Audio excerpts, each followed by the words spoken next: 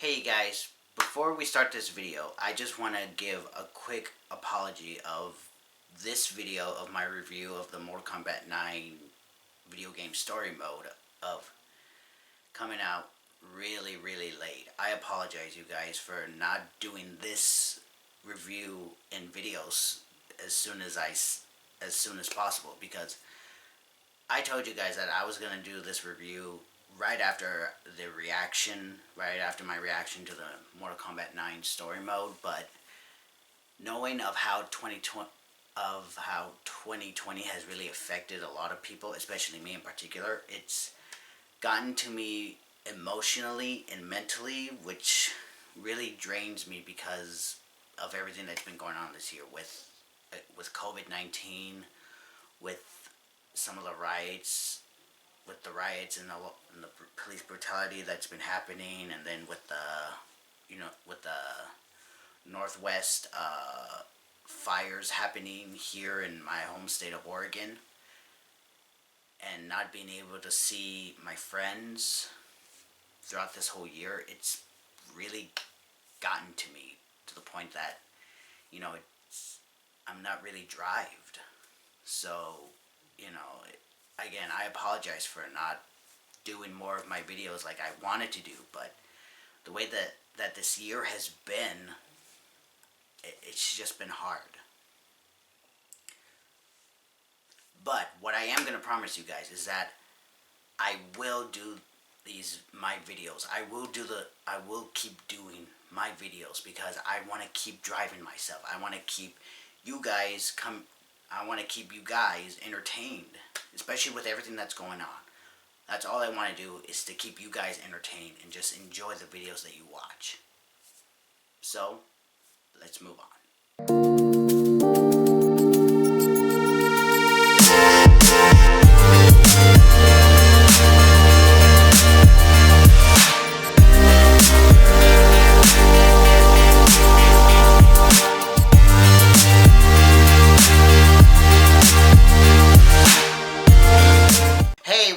Reyesfans in YouTube, y'all know who it is. It's Gabriel Reyes, and welcome to my reviews of movies and television. And I thought that for this video, I go ahead and do my review of the Mortal Kombat 9 video game story mode. So yeah, I thought I'd do something a little bit different on the review, especially reviewing a story mode from a video game.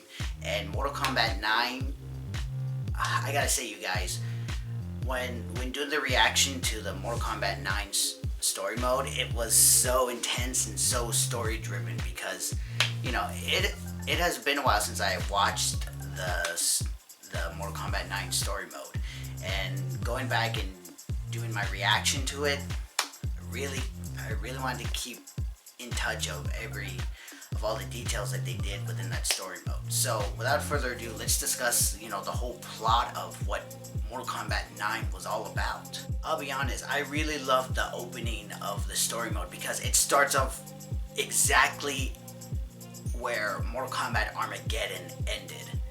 All the characters dead. Everybody just killed each other.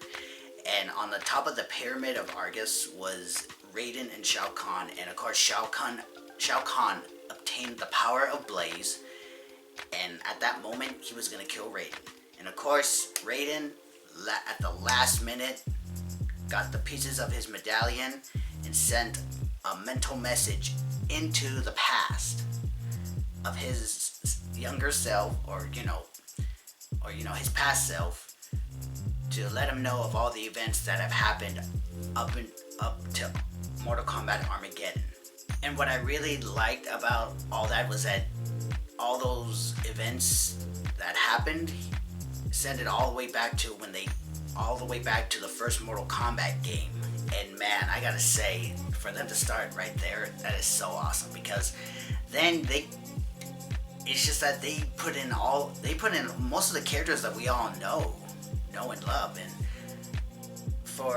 at the Mortal Kombat tournament, we had Liu Kang, Johnny Cage, Sonya Blade, and of course Raiden. Then we had Kano, Sub-Zero, and Scorpion, as always, and of course Goro and Shang Tsung. But I really like the fact that they also added in Nightwolf and Sector, and Cyrax in their human forms. They ended up putting all these characters that we know into the first tournament, and it really puts in the fact that these characters might have been there. But of course, if you all remember, the original game was that none of those characters even existed yet. So I thought it was a really cool thing for them to add most of the heroes that we know into the first tournament. And of course, as the tournament went on, all the events that happened, Raiden tried to make sure they either happen the way they're supposed to or not. It ends up changing some of them. One of the things that they actually did keep in the sake of the timeline was that when Scorpion killed Sub-Zero, Bi-Han, the original Sub-Zero, he would end up becoming Noob Saibot. So again, there were specific events that Raiden did try to change, but they just end up staying the way they were. And of course, at the end of that tournament, Liu Kang beat Goro. All was well and done. But of course, Shang Tsung wanted to please the Emperor Shao Kahn on how to try to obtain Earthrealm, and thus the second tournament started, in which it was the Mortal Kombat 2 video game. So with the story going into the tournament in Outworld, we end up seeing more of the characters that we know, and a lot of the characters that were introduced in the second tournament, the second game at this point. So I like the fact that in the second tournament of Outworld, we end up seeing many things changing, a lot of the events changing, especially a lot of the characters' fates. One of the fates that ended up happening was that instead of Smoke turning into a cyborg, it ended up being Sub-Zero changing into a cyborg. I gotta say, that was probably a big game changer for Mortal Kombat, especially for the Mortal Kombat fans, because a lot of them have always thought of seeing most of the ninja characters as robots. But of course, at that time that we got ninja cyborgs, there were only Sector, Cyrax, and Smoke. And now with Mortal Kombat 9, instead of Smoke, it was Sub-Zero. So those were one of the many changes of events that happened. Another change of events that happened was that with Jax, his metal arms, a lot of people should remember that Jax actually had arm attachments. Like, in the original timeline, Jax's arms never got ripped off or anything. They were just metal attachments that he put on his arms, so that way he had enhanced strength to fight off demons and all of Outworld's, monsters and enemies and everything. But in this rebooted timeline, Ermac actually ripped off Jax's arms, and that's how he ended up getting the metal arms. So that's something to keep in mind, was that there was two different ways that Jax ended up getting metal arms. The original timeline, attachments. The second timeline, arms ripped off, arms had to be replaced.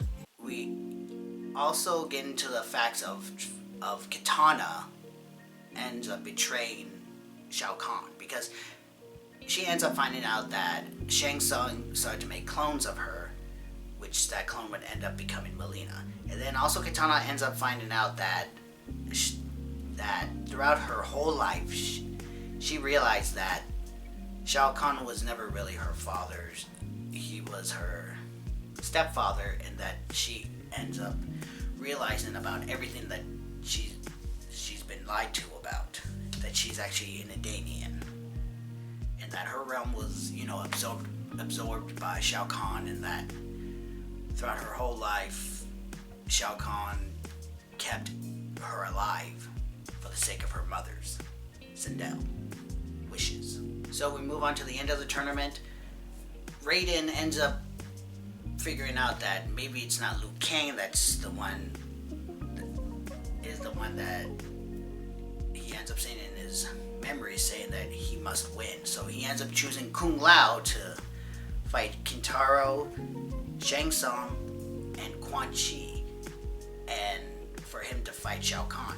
But at the last minute, Shao Kahn pulls a sneak attack, or in this case, a bitch move, and ends up snapping Kung Lao's neck, killing him. And thus, Liu Kang fights Shao Kahn, punches right through him, and right there, it's over. So for some of the events that happened in the second tournament, I gotta say, some of them were pretty brutal. Well, again, one of the many changes that happened in the second tournament was, pretty much, I'm saying it again, Smoke didn't become a cyborg. Sub-Zero ended up taking that place instead. Jax lost his arms by being ripped off by Ermac, and then Kung Lao ended up dying in this tournament. And with all this happening and Raiden trying to change things, his medallion just keeps cracking. And man, a lot of those changes, consequences. And then we get to the third part of the story mode, which is the invasion of Earthrealm, which is the Mortal Kombat 3 video game. And of course, with the invasion, we're introduced to characters such as Stryker and Cabal. And I'm really surprised that, Cabal is actually part of the police force with Stryker. And of course, with the whole invasion that's going on, we actually end up seeing some parts of the events happening in the invasion to happen to other characters, like some of their fates. So one of the fates of some of the characters is actually Cabal. If you guys remember, in the original timeline, he actually got beaten up and scarred up during the invasion of Earthrealm, and of course in the rebooted timeline, we actually find out that the reason why Cabal ended up getting all scarred up on his face and everything was that he got burned by Kintaro. Yes, Kintaro ended up burning all of Cabal's body, and that's the reason why he wears the mask, his respirator mask and everything. So with the invasion happening, Stryker ends up meeting Raiden and Nightwolf, and he is told that he is one of the chosen warriors to defend Earthrealm. And one of the events that happened in Invasion was that Raiden ended up saving Johnny Cage's life from Motaro, because if you remember, in the original timeline, Johnny Cage was killed during the Earthrealm invasion by Motaro, and in the rebooted, he ended up being saved, so Johnny never died. So now moving on to Cabal's story, was that he ended up, being fixed up, but still badly scarred and everything. And of course, Kano's the one who gave Cabal his respirator mask and everything. And of course, Cabal, trying to get out of Outworld from Shao Kahn's castle, making his way through and trying to get away, ends up back in Earthrealm. Ends up facing off against Cyber Sub-Zero, as well as Shiva. And I gotta say, some of Cabal's moves, really awesome. They really kept in mind that he has super speed now and his hook swords. And dude, like his mask, the mask that he wears, really gives a very distinctive sound to his voice. So moving on, they end up bringing Cyber Sub-Zero back into I think it's like a church temple. I think it's a church building where all of our heroes are gathered, trying to figure out how they can try to stop the invasion. And along the way, Cyber Sub-Zero ends up beating up Sector, Ermac, Goro, and Kintaro. Then we end up moving on to the graveyard where the Soulnado is gonna happen and capture all the souls of Earthrealm. And thus, Cyber Sub-Zero ends up fighting Noob Saibot. And believe it or not, I think this was definitely a bittersweet moment for Cyber Sub-Zero, because he ends up finding out that Noob Saibot is his brother, his oldest brother, beyond the original Sub-Zero. I always found it interesting how Sub-Zero, Kuai Liang, the younger Sub-Zero, ends up finding out that not only did his brother die, his brother ended up becoming a wraith, Noob Saibot. This, the black ninja covered in shadow and oil.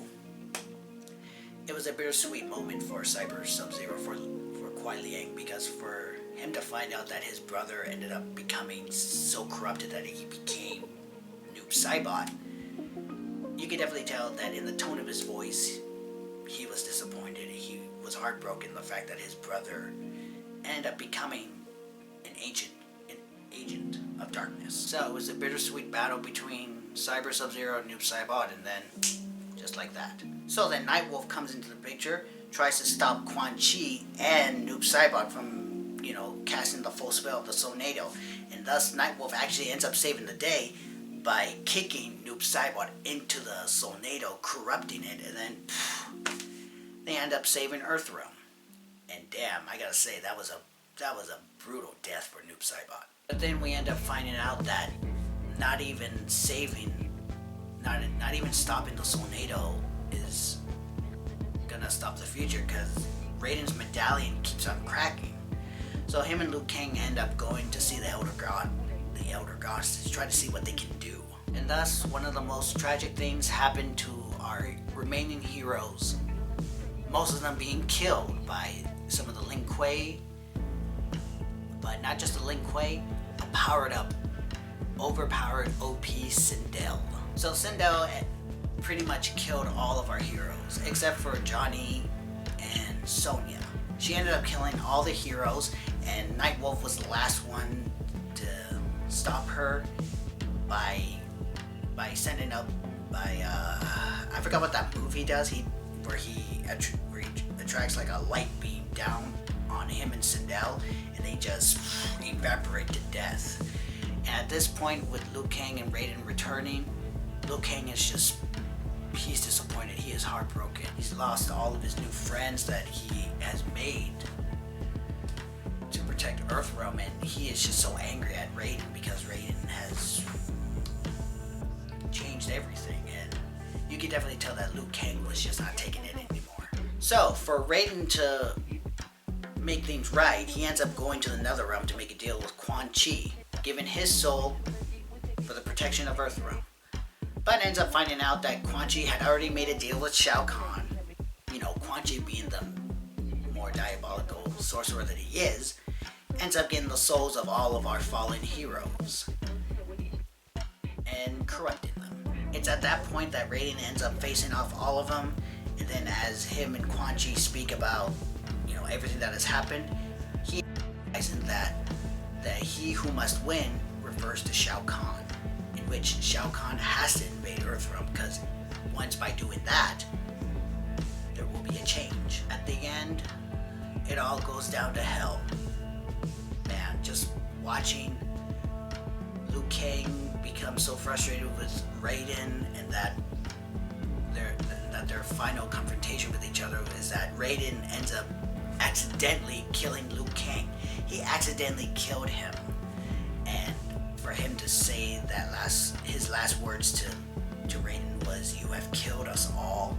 God, nobody ever wants to hear something like that, but Liu Kang, he just couldn't take it anymore. Man, seriously, that was such a tragic death for Liu Kang.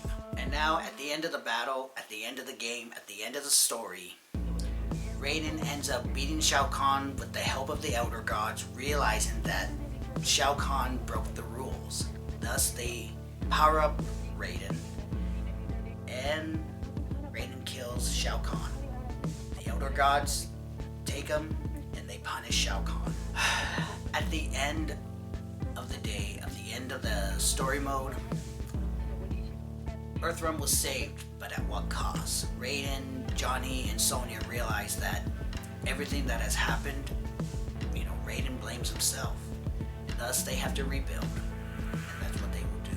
And as soon as they left, Quan Chi picking up Shao Kahn's mask, and with Shinnok appearing at the end, all this leads up to the events of the Netherrealm invading Earthrealm.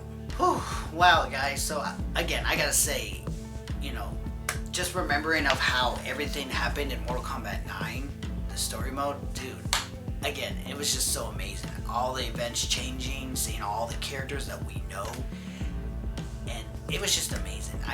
I seriously loved the story mode. I love the story mode, the story that they did with Mortal Kombat 9. They did a full-fledged story, and I just loved it. I loved it so much. Alright, so just a little bit of fun things that I actually liked about the game overall. I love the X-ray moves that they gave all the characters now, because when they do the X-ray moves, they show the brutalness of the organs and the bones being crushed and cracking. Those are some really good graphic details that they did for the X-ray moves. So I applaud NetherRealm Studios for really bumping up the graphics and the violence with Mortal Kombat 9's X-ray moves. So the character designs definitely looking more human realistic, but also knowing that at the time when they were developing this game, this was the late 2000s, early 2010s, you know, with the way that all the characters look human-wise, you can definitely tell they're definitely looking more realistic. And then of course, as we go on into more of the Mortal Kombat games, years down the line, they end up looking more realistic.